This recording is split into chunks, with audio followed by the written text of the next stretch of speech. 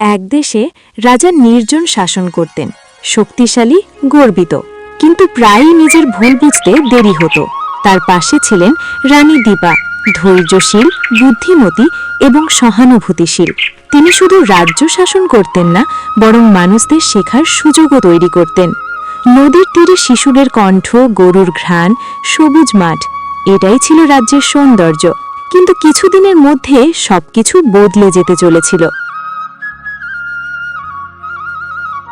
মহারাজ, রাজ্য শুধু শক্তিশালী হওয়াই যথেষ্ট নয়। আমাদের মানুষদের চিন্তাভাবনা বুঝতে হবে, তাদের কষ্ট বুঝতে হবে। শক্তি থাকলেই কি সব ঠিক হয়? দীপা, তুমি সবসময় বুদ্ধিমতী। হয়তো তুমি ঠিক বলছো, কিন্তু আমি ভাবছি আমি গ্রামবাসীর ভালোর জন্যই তো সিদ্ধান্তটা নিয়েছিলাম। আমার এই সিদ্ধান্ত যে এভাবে অভিশাপ হয়ে আসবে আমি একদম বুঝতে পারিনি। মহারাজ, আমরা জানি আপনার হৃদয় ভালো, তবে কখনো কখনো প্রাকৃতিক নিয়মও আমাদের মাথায় রাখতে হবে।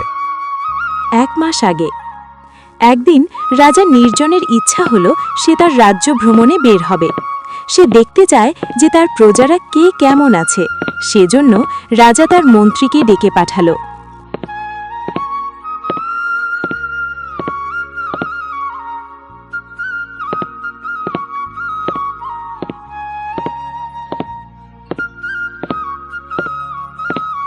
মন্ত্রী, তুমি এসেছো? তোমাকে একটা কথা বলার ছিল। অনেকদিন হয়ে গেল রাজ্য ভ্রমণে বেরোয় না। আমি দেখতে চাই আমার প্রজারা কে কেমন আছে। তুমি সেনাপতিকে বিষয়টা জানাও। আমি কাল সকালেই রাজ্য ভ্রমণে বেরোব। মহারাজ, আপনি রাজ্য ভ্রমণে বের হবেন, এটা তো রাজ্যের প্রজাদের জন্য সৌভাগ্য। আমি আজকেই সেনাপতিকে বিষয়টা জানাবো। রাজা নির্জন তার মন্ত্রী আর সেনাপতিকে সাথে নিয়ে রাজ্য ভ্রমণে বের হল। রাজা নির্জন দেখতে পান তার রাজ্যের কৃষকরা অনেক ভালো ফসল উৎপাদন করছে, কিন্তু রাজা নির্জন লক্ষ্য করল ফসল ফলাতে যে পরিমাণ পানির দরকার সে পরিমাণ পানি জমিতে নাই। তাই রাজা নির্জন অনেক হতাশ হয়ে মন্ত্রীকে জিজ্ঞেস করল, আমাদের রাজ্যের কৃষকেরা অনেক ভালো ফসল উৎপাদন করছে, কিন্তু মন্ত্রী, জমিগুলোতে পরিমাণের তুলনায় পানি অনেক কম আছে। এতে তো ফসল সেই পরিমাণ হবে না। জমিতে পানি কম থাকার কারণ কি মন্ত্রী? মহারাজ, আমাদের রাজ্যের নদীটির তলদেশ অন্যান্য অঞ্চলের নদীর থেকে তুলনামূলক উঁচু, তাই একটু খরা হলেই নদীর পানি শুকে যায়। সেজন্যই এই কৃষি জমিগুলোতে তুলনামূলক পানি কম। রাজা নির্জন তার মন্ত্রী আর সেনাপতিকে সাথে নিয়ে তাদের রাজ্যের নদী দেখতে গেল। নদীর অবস্থা দেখে রাজা নির্জন খুবই হতাশ হল। সে তার মন্ত্রীকে বলল, এ কি মন্ত্রী, আমাদের রাজ্যের নদীর তো একদম বেহাল অবস্থা। এরকম অবস্থা হয়েছে নদীর, তোমরা তো কেউ রাজসভায় এই বিষয় নিয়ে কোনো আলোচনাও করনি। যাই হোক, এই অবস্থা থেকে বের হতে আমাকেই কিছু করতে হবে। তুমি কাল আমার সাথে দেখা করো। মহারাজ, এই বিষয়টা নিয়ে আপনার সাথে রাজসভায় আলোচনা করা উচিত ছিল। আমাদের ভুল হয়েছে মহারাজ। রাজ্যের এই পরিস্থিতি দেখে রাজা নির্জন নিজে নিজে একটা বুদ্ধি বের করল। সে ভাবল যে সে একটা বাঁধ তৈরি করে নদীর পানি তার নিজের নিয়ন্ত্রণে রাখবে, যার মাধ্যমে তার প্রজাদের সকল সমস্যা দূর হয়ে যাবে। কাল তোমাকে যে কারণে আসতে বলছিলাম, নদী ঠিক রাখতে হবে। আমি নদী ঠিক রাখার জন্যে নদীতে নতুন বাঁধ বানাবো। এই বাঁধের মাধ্যমে নদীতে পানি আটকে রাখব।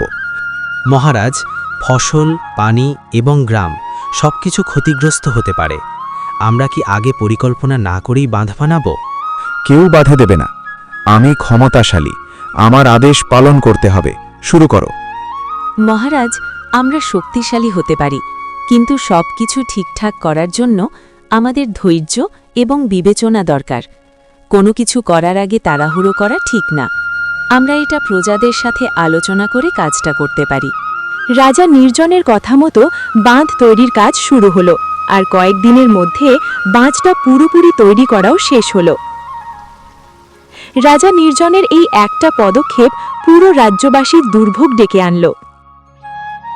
মহারাজ কাজটা ঠিক করল না রে। দেখিস, এর জন্য পরে গ্রামবাসীকে অনেক দুর্ভোগ সহ্য করতে হবে। নদী বহমান, নদীতে পানি থাকবে আবার শুকিয়ে যাবে, এটাই বাস্তব। তোর এত সমস্যা কেন হচ্ছে? তুই কাজ পাইছিস, কাজ করছিস, তোকে এত বিষয় নিয়ে ভাবতে হবে না। বাঁধ তৈরির ফলে নদীর পানি কমে গেল, ফসল শুকিয়ে গেল, গ্রামবাসীর চোখে দুঃখের ছায়া। মহারাজ, আমাদের ভালো করতে গিয়ে অনেক বড় ক্ষতি করে ফেলল গিন্নি। আগে নদীতে তাও পানি পাওয়া যাচ্ছিল, কিন্তু এই বাঁধ তৈরির ফলে নদীতে আর পানি আসতে পারছে না। আর যতটুকু পানি ছিল সবটুকু পানি রোদ গরমে শুকে গেছে। আমাদের এই বিষয়টা নিয়ে হতাশ হয়ে বসে থাকলে চলবে না। আমাদের এই বিষয় নিয়ে গ্রামবাসীর সাথে আর রানীমার সাথে আলোচনা করা উচিত। শিশুদের খুশিমুখ এখন কষ্টে ভরা।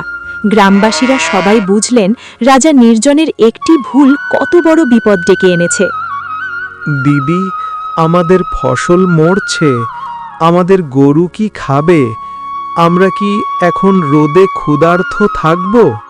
রাজ্যের সবাই মিলে নিজেদের মাঝে আলোচনা করল। তারা সবাই মিলে রানী দীপার সাথে দেখা করে এই বিষয়টার একটা সমাধান বের করার কথা বললেন। আর এই বিষয়ে সবাই সম্মতি দেওয়ায় সবাই মিলে রানী দীপার কাছে গেল। আমাদের মহারাজ, নদীতে বাঁধ বানানোর ফলে নদীতে আর পানি নাই, সব পানি শুকিয়ে গেছে। এর কারণে আমাদের সকলেরই সমস্যা হচ্ছে। তাই আমরা সবাই মিলে গিয়ে রানীমার সাথে বিষয়টা নিয়ে আলোচনা করি, চলো।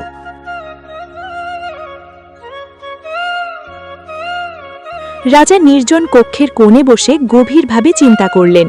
আমি কখনো ভাবিনি আমার আদেশ কত বড় ক্ষতি করতে পারে।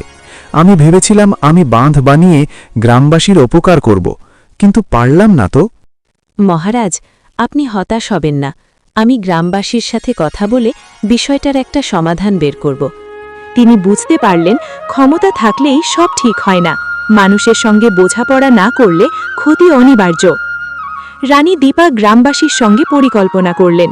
সবাই মিলেই কাজ করলে নদী ঠিক হবে, ফসল বাঁচবে এবং পানি নিয়ন্ত্রণে থাকবে। আর রানীর এই প্রস্তাবে সবাই রাজি হল। রানীমা, মহারাজ এর এই বাঁধ বানানোর ফলে আমাদের কৃষি কাজ থেকে শুরু করে সকল কাজ করার জন্য যে পরিমাণ পানি দরকার তা আমরা পারছি না। নদীর পানি সম্পূর্ণ শুকে গেছে। বাঁধের জন্য অন্য জায়গা থেকে কোনো পানি আসতেও পাচ্ছে না। এখন আপনিই বলেন আমরা কি করব? আপনারা সবাই শোনেন, আমাদের মহারাজের দ্বারা একটা ভুল হয়ে গেছে, কিন্তু এই বিষয়টা নিয়ে বসে থাকা আমাদের উচিত হবে না।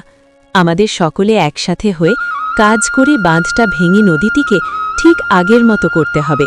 এই কাজে আপনারা সবাই সাহায্য করলে কাজ অনেক সহজ আর তাড়াতাড়ি হবে। রানীমা, আমরা আপনার প্রস্তাবে সবাই রাজি আছি। আমরা সবাই কাজ করে এই সমাধান করব। রানী দীপার রাজা নির্জনকে বোঝালেন কোনো ভুল হলে সেই বিষয় নিয়ে কখনো থেমে থাকতে নেই। রাজা নির্জন রানীর কথা শুনে নিজ থেকে তার ভুল শুধরে নেওয়ার জন্য উতলা হয়ে পড়েছে। মহারাজ, আমি গ্রামবাসীর সাথে কথা বলেছি। তারা সবাই রাজি হয়েছে একসাথে বাঁধ ভেঙে নদীটা ঠিক আগের মতো করতে। এখন এখানে আপনি সম্মতি দিলে আমরা দ্রুত কাজটা শুরু করতে পারব। আমি তোমার এই পদক্ষেপে অনেক খুশি হয়েছি। আমি রাজি আছি এই কাজে। শুধু তাই নয়, আমি নিজে দাঁড়িয়ে থেকে কাজ করব। আমি আমার ভুল সংশোধন করতে চাই। রাজা নির্জন বুঝতে পারলেন যে সত্যিকারের ক্ষমতা মানে শুধু আদেশ দেওয়া নয়, ক্ষমতা মানে নিজের ভুল স্বীকার করা, মানুষদের সঙ্গে বসে শেখা এবং কাজ করা। তিনি নিজেই কাজ শুরু করলেন, গ্রামবাসীর সঙ্গে মিলেমিশে বাঁধ ঠিক করলেন। নদীর পানি ধীরে ধীরে ফিরে আসলো, ফসল বাঁচল আর শান্তি ফিরতে লাগল। আমি শিখেছি যে ক্ষমতা মানে শুধু শক্তি নয়, মানুষের সঙ্গে বোঝাপড়া এবং কাজ করাই সত্যিকারের শক্তি। ক্ষমতা মানে শুধু বলার নয়, শোনার, বোঝার এবং শেখারও। নদী আবার পূর্ণ হয়েছে, ফসল সবুজ, গ্রামের মানুষ শান্ত এবং খুশি। শিশুদের হাসি ফিরে এসেছে। তারা শিখেছে যে ভুল করা মানবীয়, কিন্তু তা থেকে শিক্ষা নেওয়াই সত্যিকারের শক্তি।